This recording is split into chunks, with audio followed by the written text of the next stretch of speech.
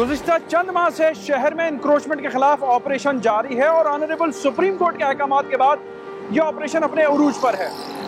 क्या वजह है कि इन तमाम ऑपरेशन के खिलाफ मुख्तलिफ इलाका मकीन जिनकी अमलाक को गिराया जा रहा है वह सरापा एहतजाज हैं और स्पेशली शाहरा फैसल पर तामीर होने वाली नस्ला टावर यहाँ के मकीन इस हुक्मनामे के बाद क्या पॉइंट ऑफ व्यू रखते हैं, हम आवाज़ में खुशामदीद।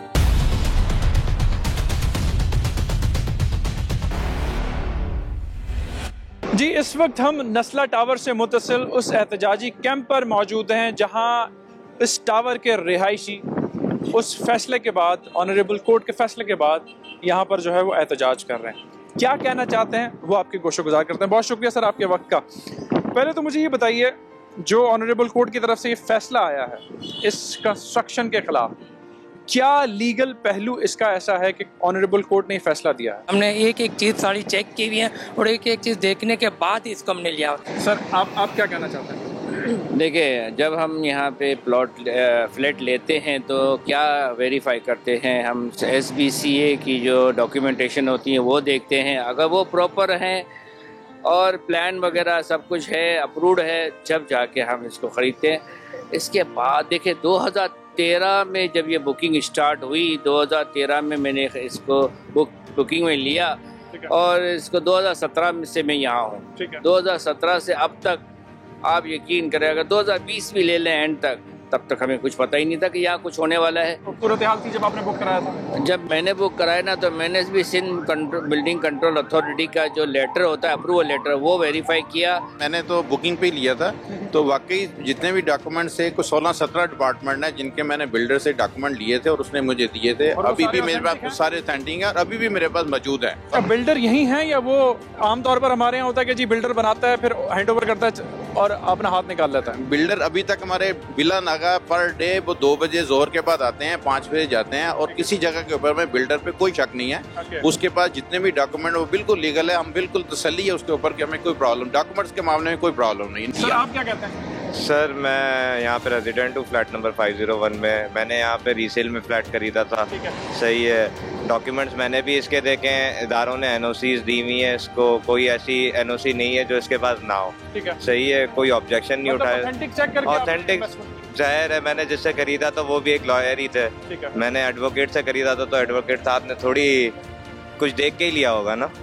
तो बिल्डिंग में तो कोई इशू नहीं है, फिर कुछ देख के ही बेच दिया उन्होंने, ऐसे ही है। चीफ जस्टिस साहब ने जो डिमांड किया ना, सिंधी मुस्लिम सोसाइटी जिस जगह पे हम 193A पे बैठे हुए हैं, वो सिंधी मुस्लिम सोसाइटी ने हमें अलॉट की है इस बिल्डर को। वो कह रहा है मुझे डिमांड, मुझे बुलाएं, मुझसे पूछे, मैं उनको बताऊंगा मैंने कैसे इसको सेल किया, इन्होंने डील कैसे दिया। ये किसी किस्म की ये ST प्लॉट भी नहीं है सर, ये रेजिडेंशियल टू कन्वर्टेड कमर्शियल, पूरी तरीके से इसकी पूरी एक एक चीज की पेमेंट की गई है सर। अगर कमर्शियल प्लस रेजिडेंशियल, जी कमर्शियल प्लस रेजिडेंशियल बाकायदा हर चीज की पेमेंट सोसाइटी ने लिया, हर पहले को मद्देनजर रखते हुए सर। उसके कागज मौजूद है, पेमेंट की है, चालान है, एक एक सर्वे हुआ है, सिटी सर्वे हुआ है, हर तरीके से सर सर्वे हुआ है। लेट्स अज्यूम ऑनरेबल कोर्ट फैसला करने वाला है, जुडिशरी है हमारा एक बाएतमाद इदारा है। अगर ये फैसला अब भी आपके फेवर में नहीं आता तो फिर क्या लाएमल होता है? देखें, हम तो अल्लाह के बाद, अल्लाह और रसूल के बाद, हम चीफ जस्टिस ऑफ पाकिस्तान से हाथ जोड़ के इल्तिजा करके हमारे रिव्यू को सुना जाए। तो इसलिए हमारी चीफ जस्टिस सर से रिक्वेस्ट है कि इस केस को वापस लिया जाए और अगर नहीं लेते तो हमारा एहतजाज ये चलता रहेगा और हमारे फिर लाशें यहाँ से जाएंगी, फिर बल्ले ये तोड़ दें। अच्छा, बहुत शुक्रिया। एक और साहब यहाँ पर मौजूद है, उनसे भी हम बात करते हैं और उनका भी पॉइंट ऑफ व्यू आपके सामने रखते हैं। सर बहुत शुक्रिया। यहाँ रहते हैं? जी बिल्कुल। कब से? पिछले 3-3.5 साल से। 3-3.5 साल से। मुझे ये बात बताइए, ये जो सूरत हाल इस वक्त चल रही है यहाँ पर, क्या कहना चाहेंगे? कहाँ आप लोगों से कोताही हुई है? सर ये अल्लाह बेहतर जानता है। अच्छा, हमारे से अगर कोई कोताही हुई तो ये अल्लाह बेहतर जानता है, क्योंकि हमारे हिसाब से हमने तो हर एक चीज़ को चेक किया, हर एक डॉक्यूमेंट्स को लाइन अप किया और वेरीफाई करने के बाद हमने एक चीज़ खरीदी।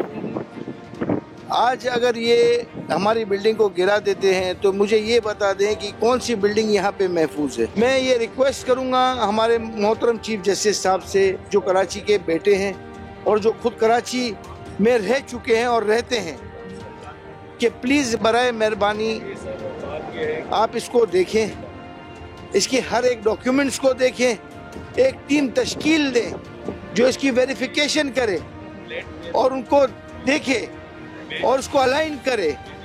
अगर उसमें कोई गलती आपको नजर आती है तो आप बेशक उन इदारों को पकड़े, पहले इदारों को पकड़ने के बाद इदारों को सकेफर किरदार तक पहुंचाए और हमें उनसे पैसे दिलवाएं और हमारी दाद रसी करें। जज़ाकल्लाह खैर। बहुत शुक्रिया। ये यहाँ के रहायशी थे और ये अपील कर रहे थे।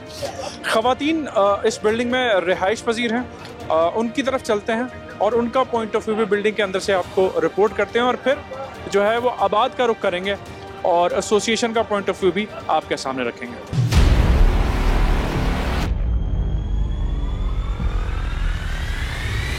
जी, इस वक्त हम जो है टावर के अंदर मौजूद हैं और यहाँ की जो रहायशी ख़वातीन हैं, बच्चे हैं, उनसे बात करते हैं जो कैंप पे हमें ज्वाइन नहीं कर सके, उनका पॉइंट ऑफ व्यू आपके सामने रखते हैं। बहुत शुक्रिया बहन। क्या कहना चाहेंगी, किस सूरत हाल से इस वक्त आप लोग गुजर रहे हैं? जी, हम लोग बहुत परेशान हैं कि हम कहाँ जाएंगे। चीफ जस्टिस साहब को चाहिए कि वो अपने फैसले पे नज़रसानी करें। सारी कागजी कार्रवाई आपने एज पर द रूल पूरी की है? जी, अल्लाह का शुक्र, हमने NOCs देखी हैं, सारा जो पेपर वर्क होता है वो सब किया है, कानून के मुताबिक। जी बिल्कुल कंप्लीशन के साथ हम लोग यहाँ रहने आए हैं। हमारे पास सारे पेपर्स हैं, सारे रिसिप्ट्स हैं। इस तरह तो कोई भी घर नहीं लेता होगा आई थिंक। तो अगर इस तरह अच्छी खासी 5 साल बाद आप हमें कह रहे हैं कि ये बिल्डिंग इलीगल है, तो ये तो हमारे साथ भी गलत है, बिल्डर के साथ भी गलत है। उसको भी नहीं पता होगा, हमको भी नहीं पता था। ठीक है। ये किसी को पता होगा तो कोई भी बिल्डिंग, कोई भी कहीं पे भी घर नहीं ले सकता है। ठीक। एक बच्ची भी हमारे साथ मौजूद है। बेटा, आपका नाम क्या है? हमना। हमना, क्या कहना चाहते हो बेटा? अस्सलाम वालेकुम। Honourable chief justice, please do justice with us. ये कहना चाहते हो? जी। बच्चे भी यहाँ के जो हैं वो इस वक्त जो जहनी सराब से गुजर रहे हैं, ये इल्तिजा कर रहे हैं। मज़ीद यहाँ के रिहायशियों से बात करते हैं और उनका मौक़िफ़ आपके सामने रखते हैं।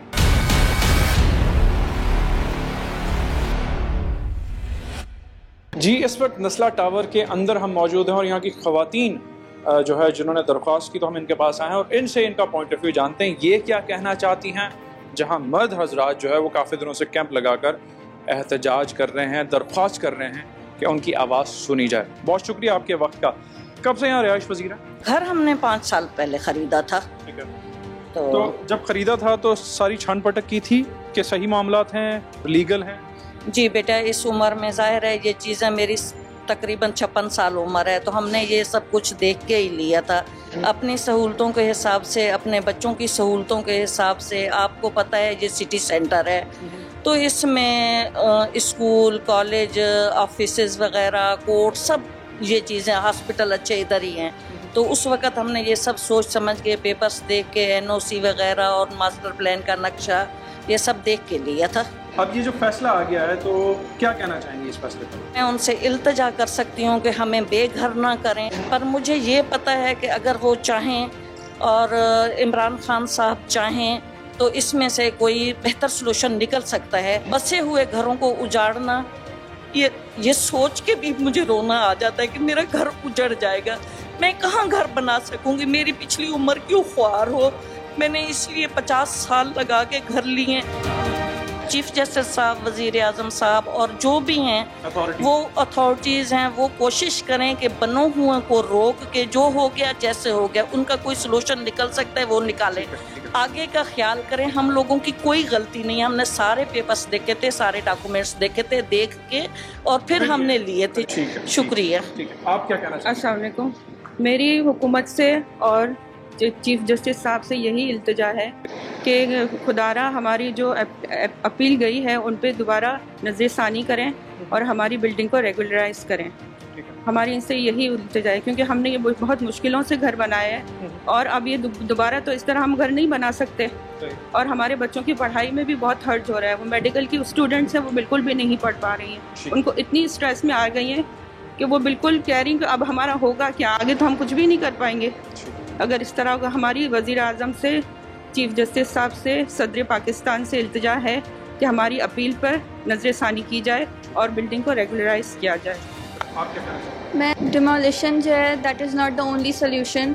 वो दोबारा से एक दफ़ा रिव्यू करें अपने डिसीजन को, क्योंकि डिमोलिश करना तो सोल्यूशन नहीं है, कोई और तरीका भी इसका निकल सकता है। कोई ऐसा कोई लॉ पास करें या कोई ऐसी स्ट्रेटजी निकालें कि फ्यूचर में इस चीज़ को रोका जा सके। और अभी जो चीज़ें हैं उनको जी, और अभी जो चीज़ें जो गलत हो गई हैं पास्ट में, उसको करेक्ट करने का कोई और तरीका निकाला जाए, क्योंकि demolition is not the solution. ठीक है, बहुत शुक्रिया, बहुत शुक्रिया। मज़ीद भी लोगों से बात करते हैं और उनका पॉइंट ऑफ व्यू आपके सामने रखते हैं।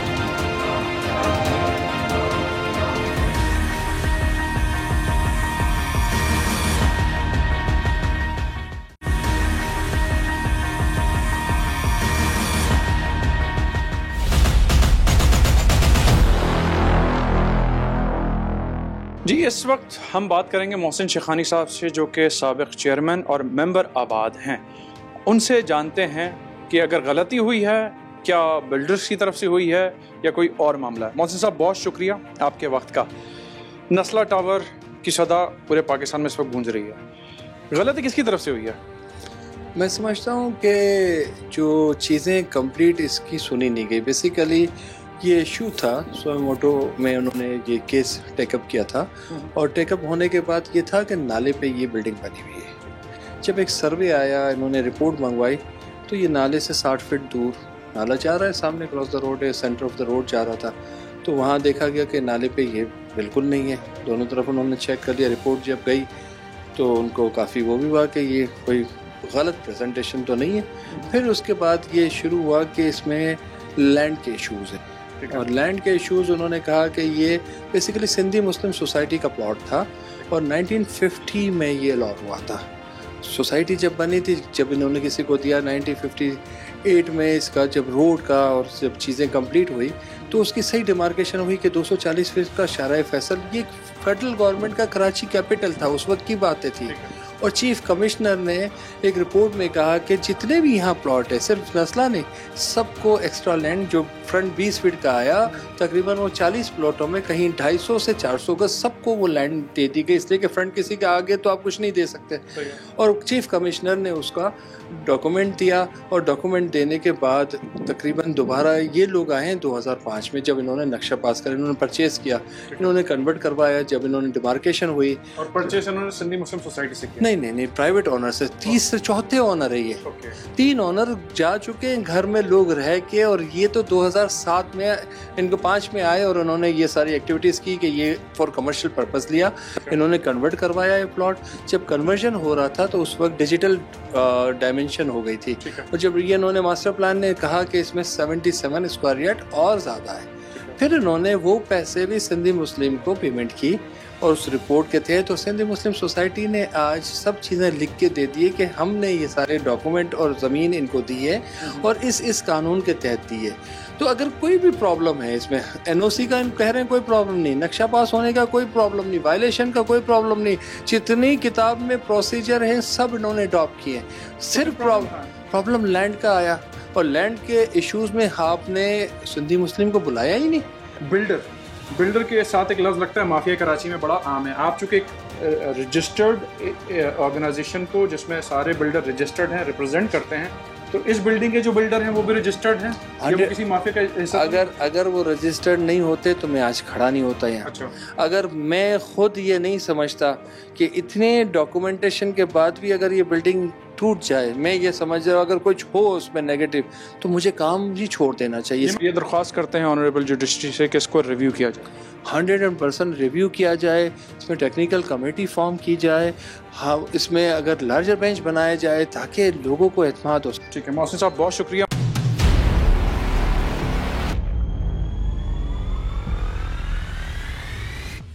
प्रोग्राम के इस हिस्से में हम मौजूद हैं अलादीन और पवेलियन एंड क्लब के बाहर, जो ऑनरेबल कोर्ट के अहकामात के बाद अब एक मलबे की शक्ल इख्तियार करता जा रहा है। ऑपरेशन अग्रेसिवली इस वक्त भी जारी है, जहां कराची के अवाम इससे कबल सस्ती तफरी और ख़रीदारी के लिए आया करते थे, अब इसकी ये सूरत हाल है। पवेलियन एंड क्लब की जो एडमिनिस्ट्रेशन है वो इस हुक्मनामे पर क्या पॉइंट ऑफ व्यू रखती है, आपको इसके बाद सुनाते हैं।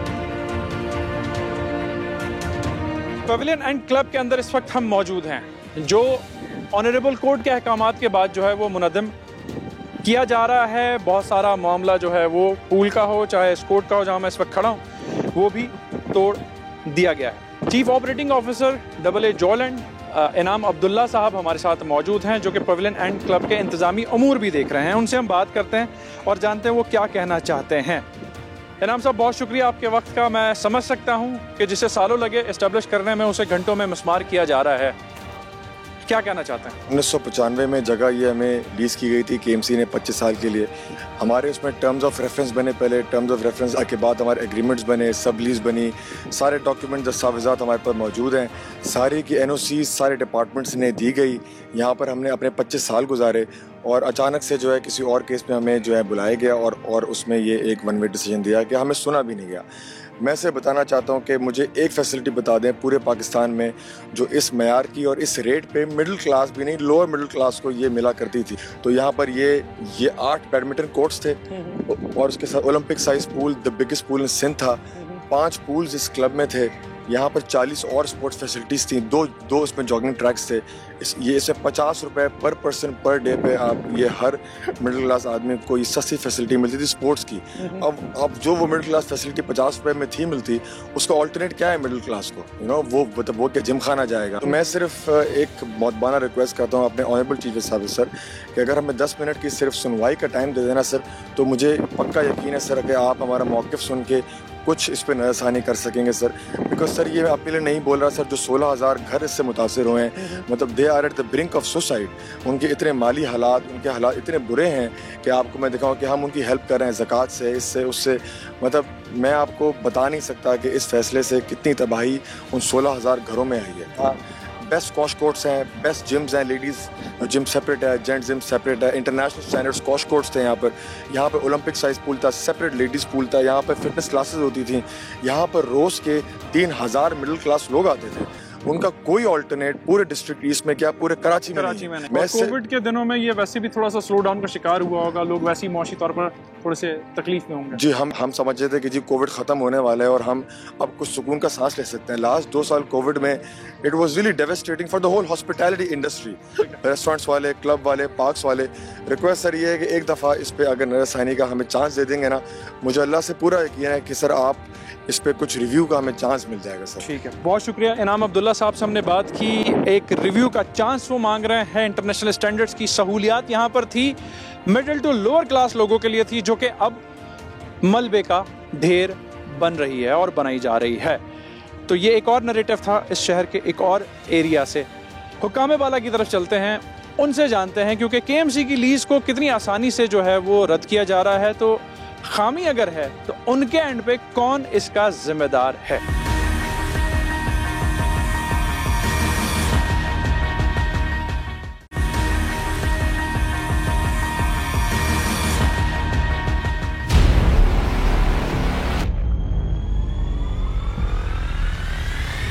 सूबे में अपोजिशन जमात PTI के रहनुमा खुर्रम शेर जमान हमारे साथ मौजूद हैं। उनसे हम इन तमाम मामलों पर बात करते हैं और उनकी राय आपके सामने रखते हैं। खुर्रम भाई, बहुत शुक्रिया आपके वक्त का।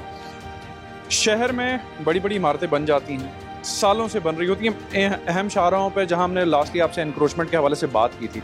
ऑनरेबल कोर्ट का हुक्मनामा आता है और ये बताया जाता है कि जी कहीं ना कहीं कोई ना कोई बेज़ाब्तगी है। इतने सालों बाद कोर्ट के अहकामात आते हैं, इदारे किस तरीके से काम कर रहे हैं? क्या बहुत ही संगीन बिगाड़ है? अच्छा देखिए, गलतियां तो हुई है ना, इस बात को तो नज़रअंदाज नहीं किया जा सकता कि चीफ जस्टिस साहब जो बात कह रहे हैं वो गलत है। बात तो उनकी ठीक है, उन्होंने सही कहा कि इलीगल कंस्ट्रक्शन हुई है, ST प्लॉट्स के ऊपर बनाए। लेकिन देखिए मेरा क्या सोच है, मेरी ये सोच है कि जो लोग इन इलीगल कंस्ट्रक्शन की इजाज़त देने वाले हैं, जिन्होंने ST प्लॉट्स के ऊपर इजाज़त दी, जैसे कि सिंध बिल्डिंग कंट्रोल अथॉरिटी है, जैसे कि KDA, जितने भी इदारे हैं, जैसे कि डिप्टी कमिश्नर हैं, उनको क्यों नहीं मसमार किया जाए? सबसे पहले उनको क्यों नहीं 10-10, 15-15 साल, 20 साल के लिए जेल में भेजा जाए? और जो लोगों को पैसा वापस देना है वो आज की कीमत में क्यों नहीं लोगों से निकाला जाए? सो मसला ये है कि जब तक रूट कॉज से इसका खात्मा ना किया जाएगा गलती का, मैं समझ रहा हूँ कि चीज़ें फिर भी होती रहेंगी। सो जिम्मेदार हुकूमत होती है, हुकूमत की जिम्मेदारी है, हुकूमत ही ने जो ना लोगों का पूरा करना है। बड़ा दुख है, मुझे बहुत गम है इस बात का कि अलादीन पार्क के अंदर जितने लोगों को अरबों रुपए का नुकसान हुआ, हज़ारों लोगों का रोज़गार गया, अब वो नस्र टावर का मामला चल रहा है। और लास्ट में मुझे बताइएगा, फरदौस शमीम नकवी साहब कहते हैं कि जी 2 कवानीन या 2 निज़ाम नहीं चल सकते इस्लामाबाद में। उस तरफ जो है वो एमनेस्टीज़ मिल रही हैं, कराची में मुनज़्ज़म किया जा रहा है सिस्टम। आप क्या समझते हैं? नहीं देखिए, मैं चीफ जस्टिस साहब के किसी फैसले को चैलेंज नहीं करूंगा, लेकिन मैं सिर्फ इतना ज़रूर कहूँगा कि जिन लोगों के नुकसान हुए हैं उनको आज की कीमत में पूरा किया जाए।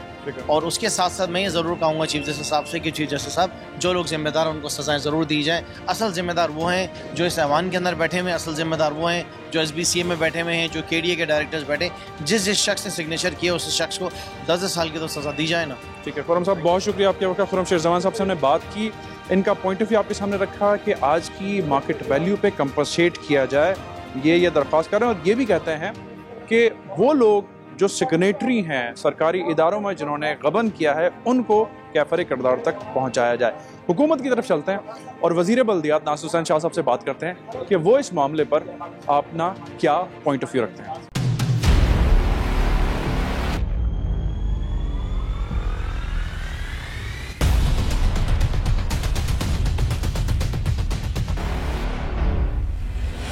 जी, इस वक्त हमारे साथ सूबा सिंध के वज़ीर इत्तलात और सूबाई वज़ीर बल्दियात नासिर हुसैन शाह साहब मौजूद हैं। उनसे हम बात करते हैं जो अवामी शिकायत और स्पेशली जो अपोजिशन के एलिगेशंस हैं उस बारे में उनका पॉइंट ऑफ व्यू आपके सामने रखते हैं। नासिर साहब, बहुत शुक्रिया आपके वक्त का। ऑनरेबल कोर्ट के अहकामात के बाद जो सिंध या कराची में जो इमारतें गिराने की बात है, अलादीन और पवेलियन एंड क्लब मुनद्दम किया जा चुका है, रिहायशी इमारत के लोग बड़े नाराज़ हैं, तो मुझे बताइए उसमें हुकूमत सिंध का कितना अमल दखल है? क्योंकि जब मैं KMC के तनासुब से बात करता हूँ उसकी लीज पे कोर्ट ऑर्डर आते हैं तो उनके ज़िम्मेदार कौन हैं? आप हैं, आपके महकमे के लोग हैं जो अंडर रिस्पेक्ट हैं, या कोई और लोग? जी देखिए, दो बातें हैं। एक तो चीफ जस्टिस साहब सुप्रीम कोर्ट के जो फैसले हैं उन पर तो हम कोई कमेंट नहीं कर सकते। रिजर्वेशंस हो सकती हैं, कोई कानूनी अपील या इस तरह का तो हक रखते हैं सब, लेकिन जो उन्होंने कहा है हमें उस पर अमल करना है। रही बात कि इदारों ने और ख़ास तौर पर जो वहाँ पे रहने वाले उनके साथ हमारी हमदर्दी है।